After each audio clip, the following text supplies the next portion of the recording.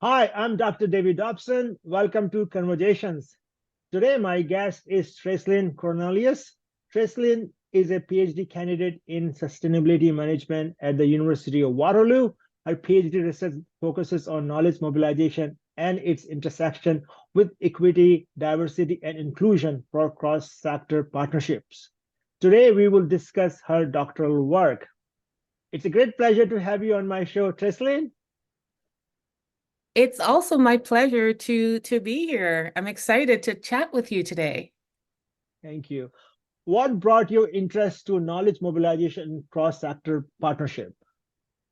I think I'll start with a positionality statement that really shows my path to this work. I am an immigrant to Canada. I'm originally from an island in the Caribbean called Antigua and Barbuda. I was educated in the States, but when I moved to Canada, I lived in Winnipeg, Manitoba, and I worked with a First Nation school board there in communications. And I was very engrossed in the work. The work led me to visit many First Nations in Manitoba. And it was through learning about their worldviews, their unique insights about the interconnectedness of life, lands, and water that really led me to sustainable development. And so I was at that point in my life where I wanted to move on academically.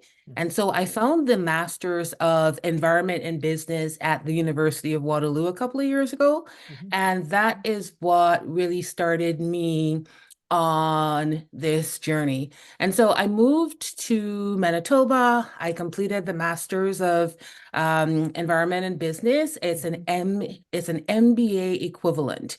And Okay. so at the University of Waterloo, each faculty has its own business school. And so the business school for the faculty of environment is an MBA equivalent, which Mhm. focuses on traditional MBA subjects, but with a very strong focus on the environment.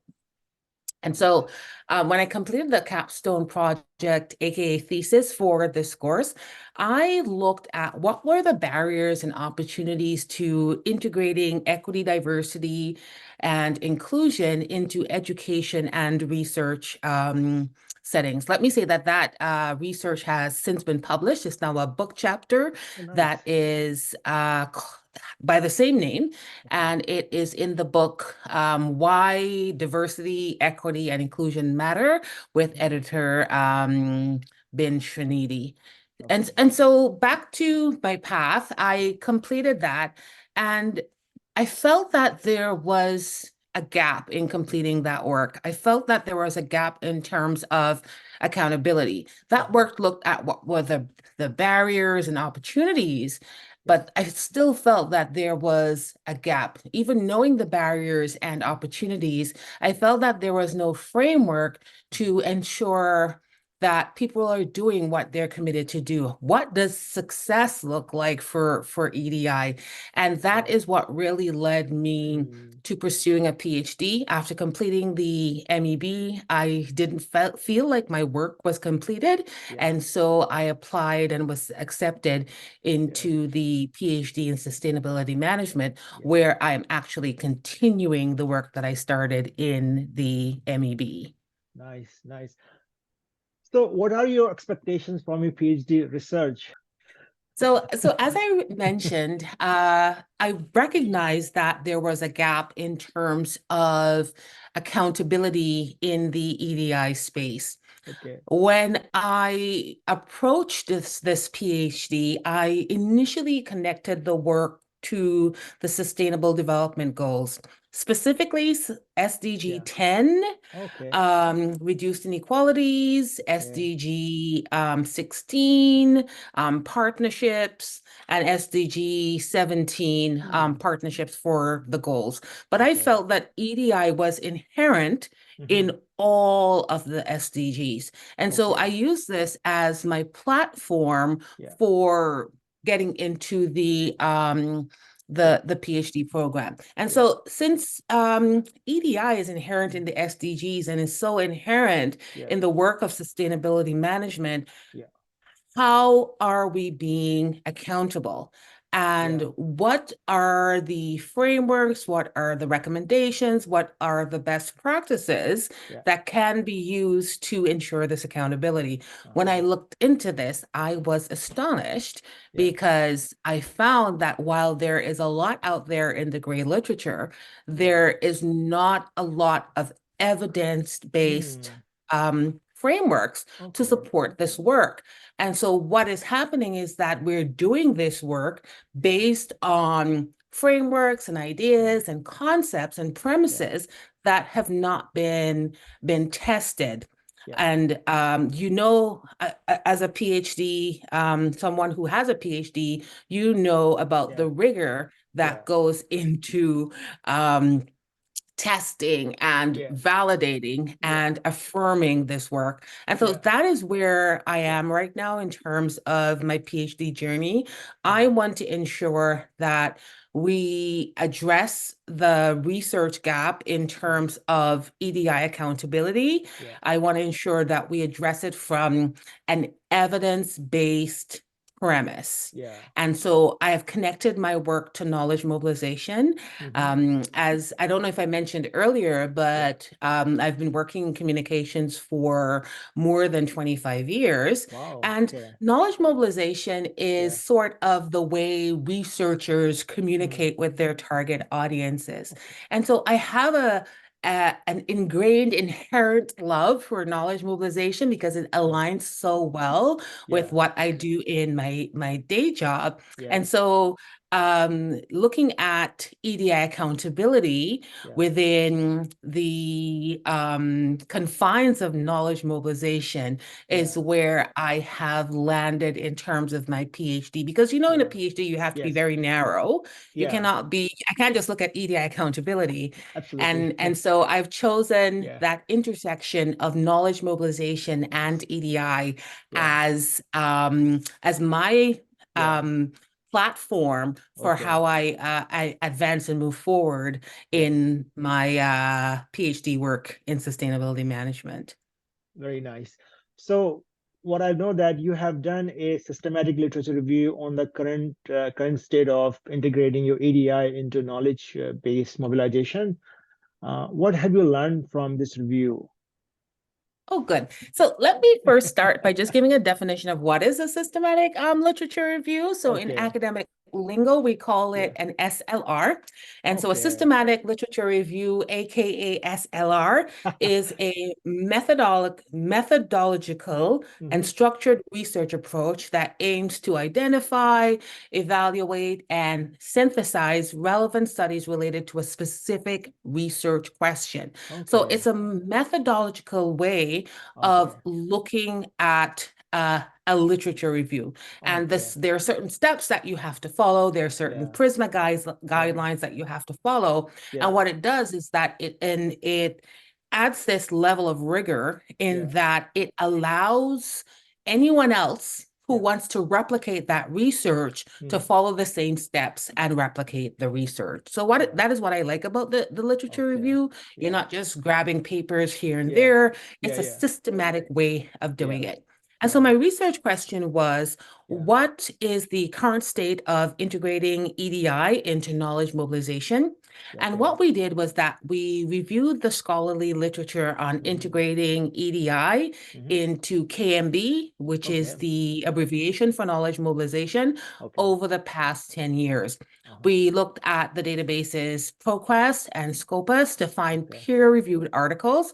I Hmm. know that there's a lot of work available in the gray literature, but Hmm. in this instance, I wanted to really hone in on what the academic literature was trying to tell us. Okay. And so initially we found Right. 421 papers, Okay. and we screened them using predetermined inclusion and exclusion criteria. Okay. And then we ended up with 28 articles which we conducted and in both inductive and deductive analysis on.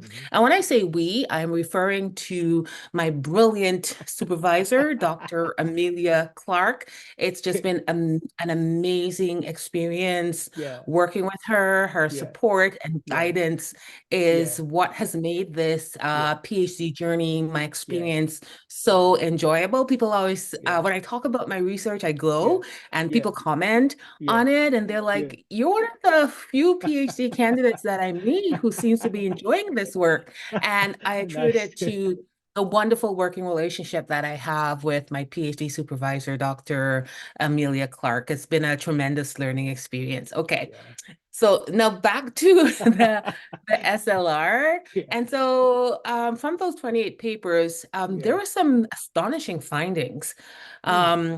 Astonishing Yeah. in one way, Okay. but when I think about it, not necessarily surprising. Okay. So one of the first things that came out Yeah. was that most of the work is Hmm. situated in the global north. Okay. And so I think the Mm. reason why this is happening is because in the global north, Hmm. in these databases, Mm. we subscribe to the work that we know. Yeah. It's affinity bias in a way. Yeah. We look to the authors and Yeah. the work that we know. Yeah. But that doesn't Yeah. mean that amazing work is not happening in the global south. Hmm. I just came back from a conference called Cross-Sector Social Interactions Okay. in South Africa. Nice. And I was there in April for a week for this Yeah. amazing conference in which I presented my initial findings for where I'm taking this work Okay. over the next year. Nice. And there are some amazing work. There's amazing work that's coming out of the global south. But Hmm. because we have this affinity to work Yeah. from the global north, Yeah. it's sort of skewed because it looks Yeah. like nothing is happening in the Yeah. global south, but that Yeah. is not the case. And Yeah. if we're really true and committed and Yeah. serious Yeah. about meaningful Yeah. um, equity, diversity, and inclusion, we Mm. have to ensure that when we look at the literature, we're looking at work from both the global north and both the Yeah. global south. Yeah. Because although a country might be less developed, they Yeah. have really very interesting perspectives to Yeah. bring to this work.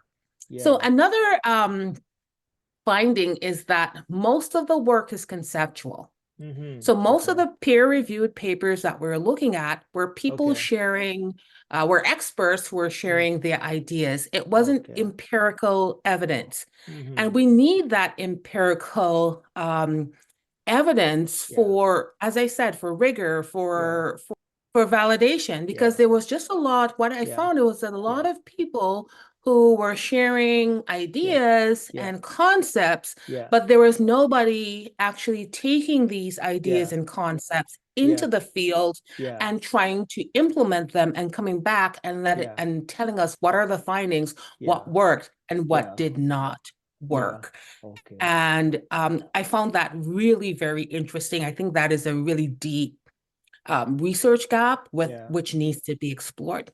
Yeah. Another finding when I looked at that paper Yeah. on what is the current state of integrating EDI into knowledge mobilization Yeah. was that papers were scattered across 18 journals.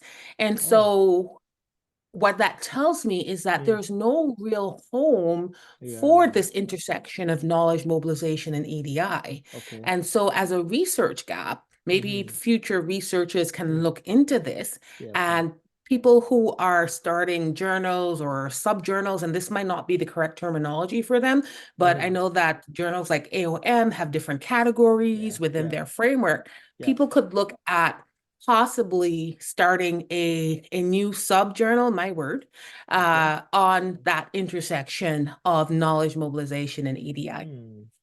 Nice. Let's talk about some of the research gaps as Yeah. well. So I talked Sure. about this research gap of having most of the work being conceptual, this Yeah. need for empirical um, data, and the Hmm. fact that most of the work was really published in the last 2 years. Okay.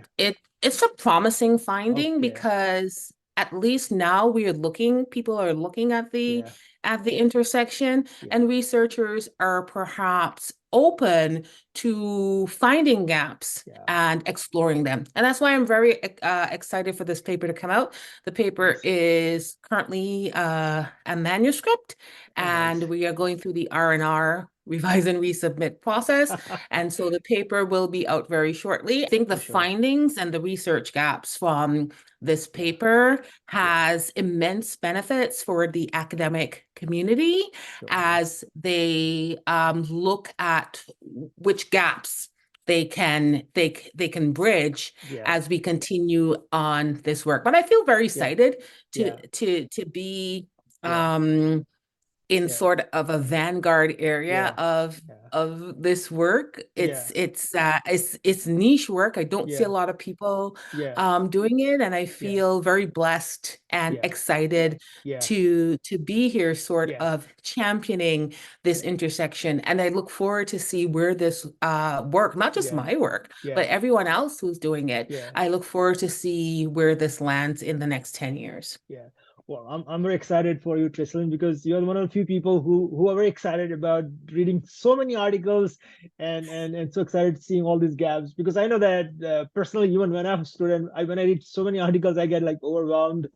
And but I'm so happy that you find your path and you know exactly what you want to do.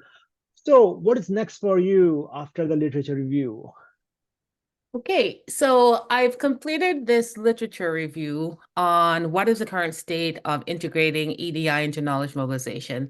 And I've found that most of the literature is conceptual. And so what I'm Yeah. doing now in my Mm, PhD is that yeah. at the University of Waterloo in sustainability management, Yeah. you have the option of having a 3-paper dissertation. Okay. And Okay. so I have 3 papers. My Hmm. first paper Hmm. is another systematic literature review because, Okay. as you said, David, some of us like, like reading, You love like reading. reading a lot of Good for you.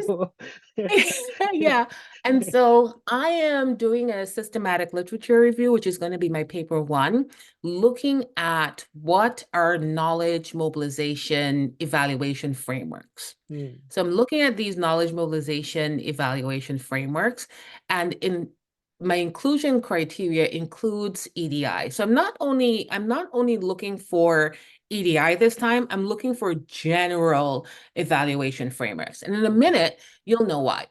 Okay. So this is my paper 1. My Okay. paper 2 Okay. is developing an EDI framework for a Hmm. cross-sector partnership. And Okay. so I plan to use some of the Hmm. learnings from my paper 1 Yeah. Yeah. to work on developing this EDI framework. Now, Okay. my work is aligned with a cross-sector partnership Yeah. called the Municipal Net Zero Action Partnership. We call Hmm. it NZAP, and I'm accustomed to calling it NZAP so much that I had to look at my my notes to remember Yeah. what is the full word. But the abbreviation is NZAP, and this Okay. is a partnership of practitioners and Okay. academics Hmm. who are working together to solve and Hmm. address some specific climate change issues. Now, I won't Okay. go into specifically what we're Yeah. doing, but Yeah. the general idea is that we are a cross-sector partnership, and we have EDI goals and an EDI statement that is ingrained into the work that we're doing collaboratively Hmm. as practitioners and academics working with municipalities to solve climate change issues. And Okay. so, what does success look like Hmm. for that cross-sector partnership? And so my paper 2 also involves data collection. Hmm. I used a deliberative dialogue to Okay. gather that data, recently Hmm. gathered the data Hmm. via deliberative dialogue. And what Okay. I did was to do this deliberative dialogue Yeah. with the project committee. So this is all of the leaders Yeah. who are representing the different organizations involved in NZAP Yeah. and doing this Yeah. work. And so Yeah. I've asked them 4 different questions about EDI, implementation, Mhm. and evaluation. And I'm going to use this data that I Mhm. got from them, Okay. along with the data that I got from the document review, the SLR, Okay. to come up with a framework that is evidence-based that Yeah. can be used for cross-sector partnerships. But of Okay. course, Mhm. we will be able to use it in other relevant disciplines and fields. Oh, nice. And so that's where I am right now with my PhD. I'm on my paper 2, working on, well, Yeah. both paper 1 and paper 2 simultaneously. I Yeah. am working on the data analysis for Okay. that.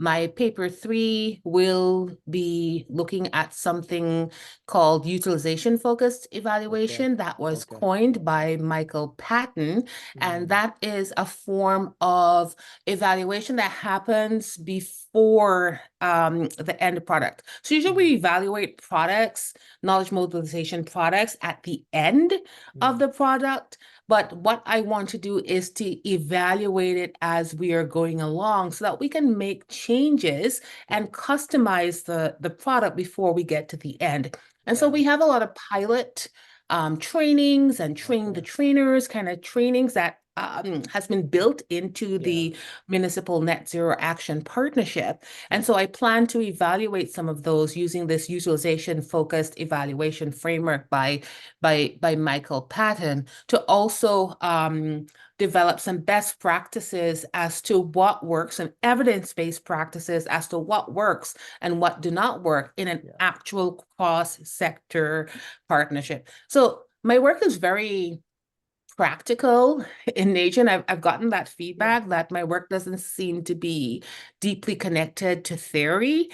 It's very practical in nature, and I am a pracademic. I got that word from the conference that I just came back to. I'm a pracademic. I'm an academic who's also involved in Nice practice. term. And so I embrace this practical nature of work because my goal is solving problems through my research. And how do we solve problems through research if we're not really working closely with the people who are implementing this work? Yeah. So you, Tracelyn, you already mentioned something about your data collection. Can you tell me what are you doing for your data collection? And so I recently completed a deliberative dialogue. A Okay. deliberative dialogue is something like a targeted focus group. Okay. And Focus group. this type of focus group is used specifically to address complex issues. And so we've completed a deliberative dialogue, this target focus group, with the leaders, the project committee, the people who are responsible for ensuring that the Municipal Net Zero Action Partnership, that cross-sector partnership, that they accomplish their goals, to look at what success looks like. So this NZAP has an equity statement, and it has certain commitments in that equity statement, but beyond that equity statement, how are we actually implementing and evaluating what we're doing for EDI? And so while it's still my research and I can't delve too deep, I can't give you a lot of depth as to what's happening. I did recently interview that group of people. And so I have that data. That data will be transcribed. It will be coded using thematic analysis. And I'm telling you, a lot of interesting findings came out of that. I think the reason why the findings were so nuanced and rich, and there was so much depth in that discussion, is because it's not just academics. The project committee comprises a group of both academics and practitioners working together. And so the perspectives were really diverse. It is also a diverse group of people. There's representation from various underrepresented groups within that committee. But we have people who are on the ground, who are actually implementing, who are actually looking at policy. And then we have the academics on the other side who are looking at theoretical contributions. And Okay. so the insights and findings from that deliberative dialogue Yeah. have been very rich, and I look forward to commence coding them Okay. and just start to incorporate what I've learned from the Yeah. various SLRs that I've Yeah. done into the write-up Nice. for my Yeah. paper too. Nice. Are you also doing some surveys for your research? So, for the deliberative dialogue, I did do some Okay. surveys, some Okay. brief surveys, Okay. because I wanted to look at demographics, but not on a Okay. granular level. Okay. I'm Okay. looking at demographics to frame who the project committee is. Who Okay. are these people and Okay. why is their perspectives important? And so Okay. I want to ensure that people acknowledge that Yeah. there's diversity within Yeah. the project committee, but Yeah. then there's also a level of privilege Yeah. within the project committee, because Yeah. this committee is not necessarily people who are working in the grassroots. As I Yeah. said, there are people who are working in municipalities, who are working in sustainable development organizations, academics, different universities that have signed on to be a part of this project. But then Mm. there's still some level of privilege and Mm. some power imbalances that exist. And so that's why I did a demographic survey. So I am able to frame this Okay. and position this Mm. information Yeah. on the front end of my Mm. research, so that the readers will appreciate Yeah. um, the perspectives and understand who these Yeah. perspectives are coming from. Right.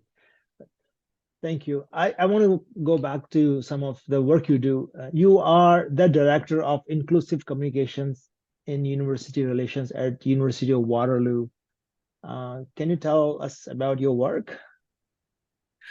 Oh, thank you. Thank you so much for asking that question. I'm always excited to talk about my work. So at the University of Waterloo, as you just Yeah. said, I Yeah. am the Director of Inclusive Communications. Yeah. And my primary responsibility is really to develop and implement strategies Mm. for inclusive communications across all Yeah. university platforms. And Yeah. this includes like crafting messages, content, Yeah. and campaigns that reflect the diversity of the university community and that Yeah. would resonate with various audiences. And so Mm. in this work, I Mm. collaborate with stakeholders Hmm. across various departments, Yeah. including senior Yeah. leaders Yeah. who want to ensure that their efforts align with the Yeah. university's Yeah. EDI goals.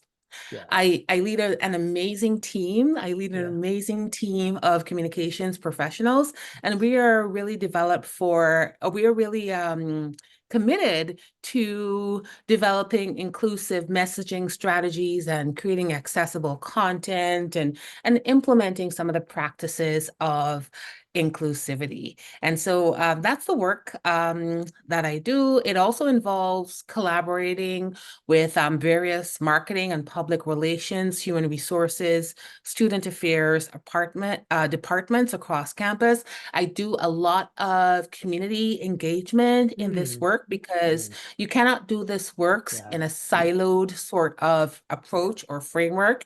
You have to listen to the voices of Mm. the historically underrepresented or marginalized groups Hmm. that you are engaging with. So this work also calls for a lot of community engagement. I also do training and guidance to Yeah. staff, specifically Yeah. on our inclusive communications guide, which Yeah. we developed at the university to help other communicators to be Yeah. more inclusive. Yeah. I want to say something here. Yeah. Although at the University of Waterloo, we have Yeah. framed what I do as Director of Inclusive Communications, what Hmm. I do is really strategic communications. So that Okay. is my background: strategic Okay. planning, strategic management, strategic Okay. communications. That is my background. And what we do is strategic communications, because shouldn't all communications be inclusive? If you're dealing Yeah. with um, target audiences, Yeah. look around the room. I Yeah. tell people all the time, Yeah. look around the room. Yeah. Canada is becoming so diverse. Yeah. It's becoming so diverse more than Mm. 10 years ago when I moved here. It's Yeah. such a diverse population. Yeah. And so if you want to be strategic in your Yeah. communications, Yeah. you have to ensure that you're listening to Mm. diverse voices and Mm. not just listening, because we do a Yeah. lot of listening and we think community engagement Yeah. is listening, but Yeah. actually taking what is said Yeah.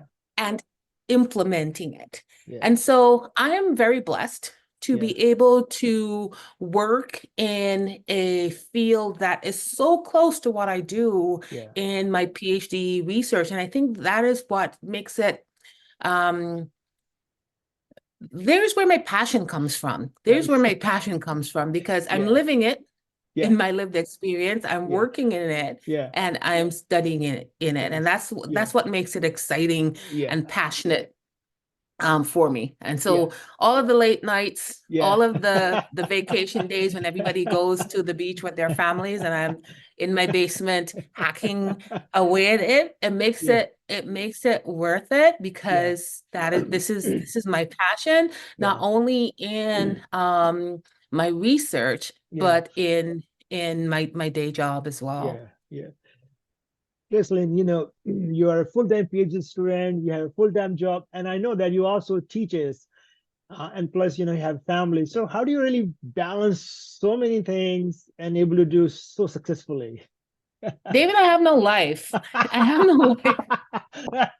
I have no life. And in addition to that, I'm married. Yeah. I have been married for 15 years.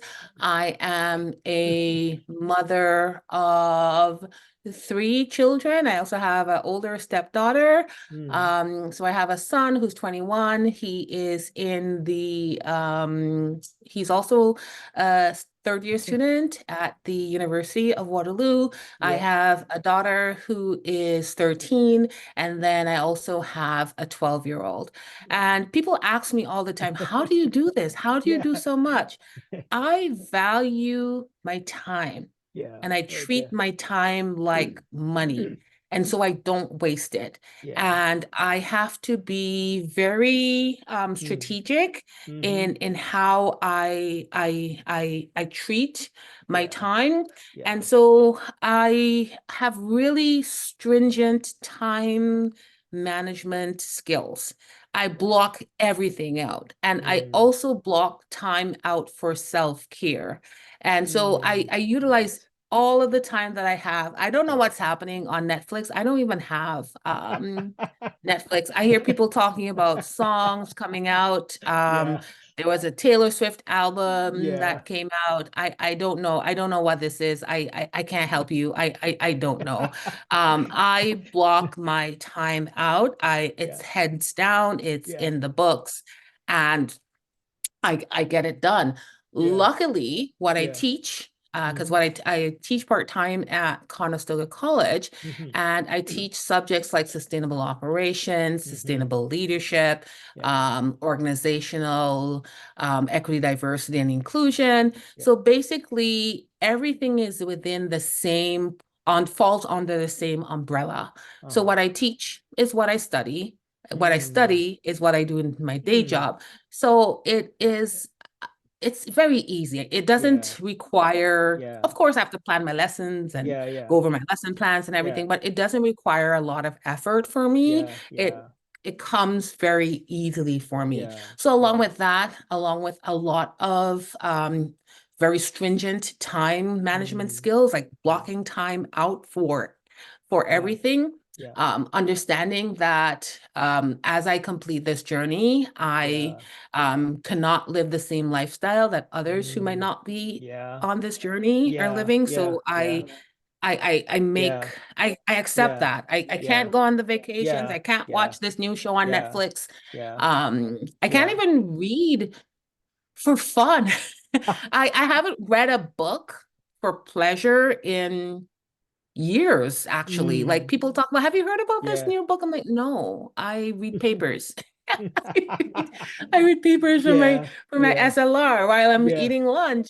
yeah, I read a yeah, paper and yeah, I eat my lunch and yeah, I read a paper yeah, and I highlight. yeah, And so yeah, this is my life for now. yeah, It yeah, will not be my life forever, I hope, yeah, yeah, because I hope to move into academia. This yeah, is probably going to be my life going forward.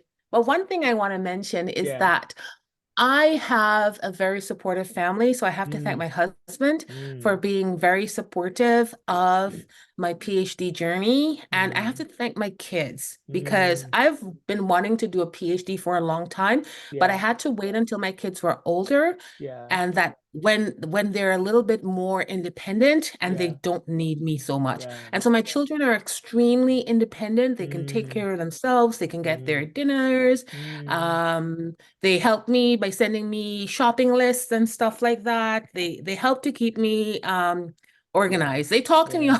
when they want to talk to me, they send me an email and they'll send me an email with their shopping list. They work with me and Nice. they know that the work that I'm doing is very important. Yeah, It's not just work yeah, for my yeah, PhD, it's yeah, work that's going to make the world a yeah, better place. yeah, And yeah, so they want to be a part of that. yeah, And they help to yeah, keep me yeah, really um organized. yeah. While we're on that, I know that this journey is not easy. Mm-hmm. I have friends and colleagues who some of them are not enjoying it as Yeah. much as I am, and I know it's not easy. There are a lot of Mm, factors that mm, contributed yeah, contribute to that. It depends on the relationship that you have with your supervisor as absolutely. well. Yeah. I'm lucky and blessed to have a very good supervisor who knows what Mm, she's doing mm, and yeah, so I'm blessed in yeah, that aspects. But yeah, in terms of what I would say to other PhD candidates who yeah, are doing this work, yeah, find something that you're passionate about. yeah, Whatever you do yeah, in your PhD, whatever your yeah, research is, find yeah, something yeah, that you are truly passionate about. yeah, yeah, And I found that a great way of yeah, doing that is yeah. to involve a high level of problem solving. Find a Mm, problem. How can mm, I, what problem can I change to make the mm, world a better place that I like, that I'm mm, passionate about? yeah, And I think that really helps in yeah, terms of managing your time, mm, um, motivating yourself to get the work done, because sometimes I also don't feel yeah, motivated. yeah, I can't say that I enjoy reading 100 um papers. I can't say yeah, that, but yeah, because I know that this work is needed. yeah, This work is needed. yeah, And when this work comes to fruition, it's going mm, to help a lot of people, not just in academia, yeah, but in practice as well. That yeah, is the optimal motivator. That yeah, is what motivates me to continue to do this work, to yeah, sit up late nights after my kids yeah, and my husband are in yeah, bed yeah, and hack away at it, to read mm, papers while I'm mm, I'm on my lunch hour. yeah, That it is what really motivates me. And I think yeah, if people find something that aligns with their passion and yeah, their long-term goals, yeah. I think that is really an excellent motivator. I have some other tips as Sure, well sure. that I Please, think, please. Yeah, okay, that yeah, have worked for me. yeah. And so research is important.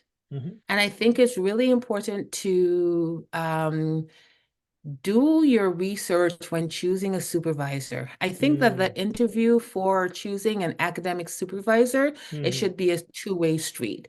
I yeah, know that the way it's set up in our structures that are really based on power and hierarchy, the way mm-hmm, that it's set up is that the supervisor interviews the student to see if they want the student. But I think the student needs to be interviewing the supervisor to see yeah, if this is the person yeah, that I want to work with for the next yeah. 5 to 7 years I to agree. take me through this Yeah, PhD journey. absolutely, And I absolutely. think um, that adding that layer to it Yeah, and recognizing that you're choosing someone that you're going to be involved in a relationship with for the next 7 years, you should have some say in it. So giving yourself, acknowledging that you should have some say in that, Yeah. and doing your research, and maybe fielding people out before you commit to embarking on this relationship, this supervisor-student relationship,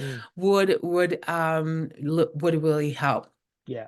Another thing Yeah. that has benefited me Okay. is really looking for mentors in the space, Yeah. looking for people who are doing similar work, and really just asking them if I can buy them a coffee once every 3 months. People in this space are really very busy, Yeah. but just having a coffee,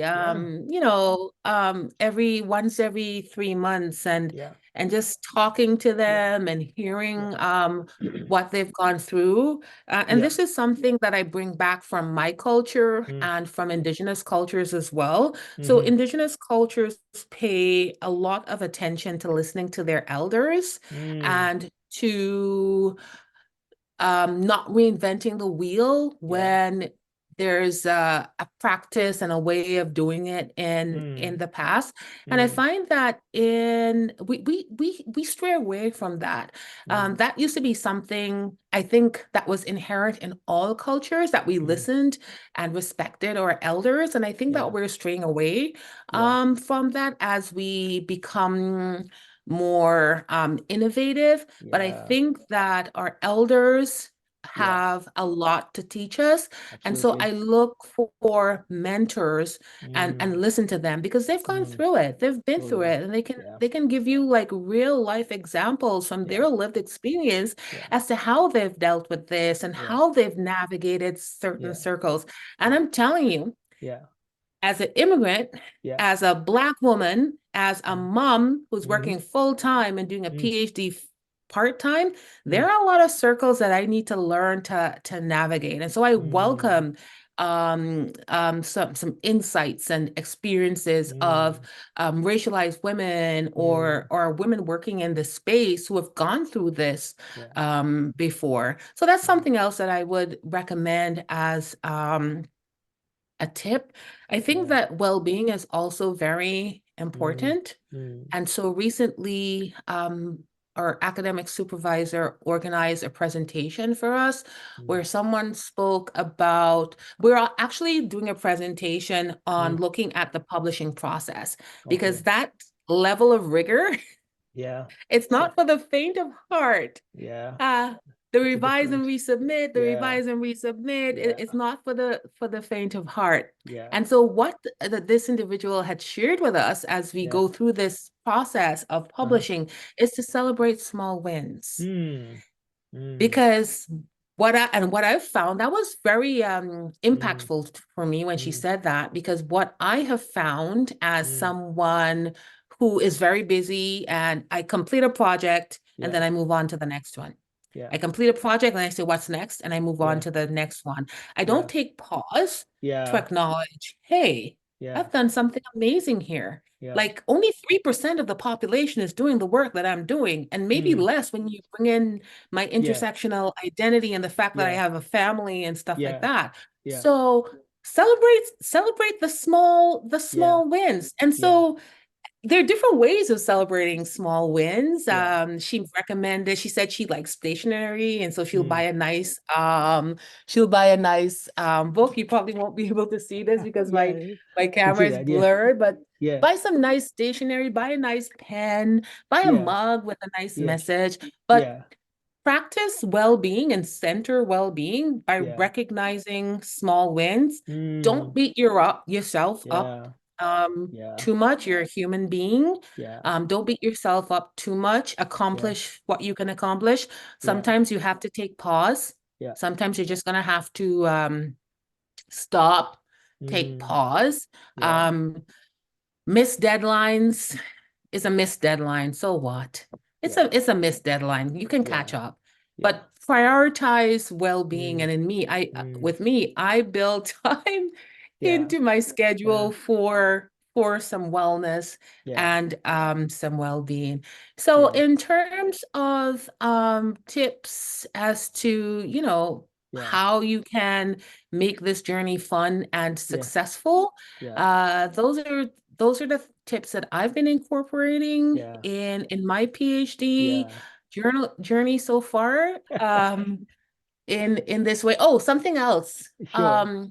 Learn to embrace feedback and learn Okay. to accept rigor. I Okay. had to learn this. I had to Mm. learn this. So you've been working on a paper Yeah. for 6 months. Yeah. You send it in, and then Yeah. somebody sends it back, Yeah. and they give their comments, Yeah. and you read the comments and you Yeah. think, are they saying this is trash? No, they're not saying this is trash. They're showing Yeah. you how your paper can be improved. Right. So it's really important to just Yeah. embrace feedback as an Yeah. opportunity for growth Yeah. and improvement.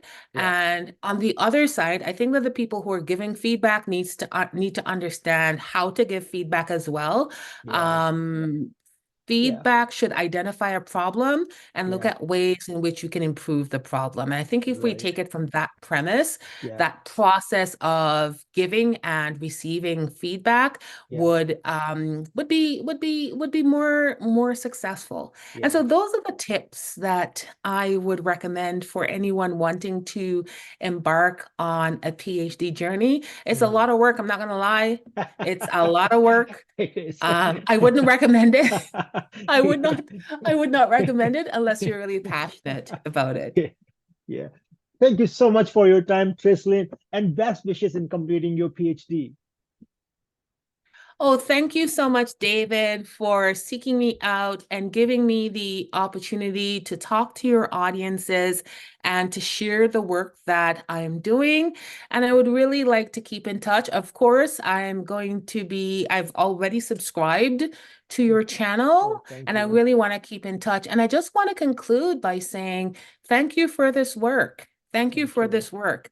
You might not consider yourself to be a knowledge mobilization practitioner, but I think Mm, you are, because what you're mm, doing is that you're helping to bring the mm, research closer to the people who need to understand the research and implement it into practice. And so you're mm. mobilizing knowledge. And so thank you for the work that you're doing in this space.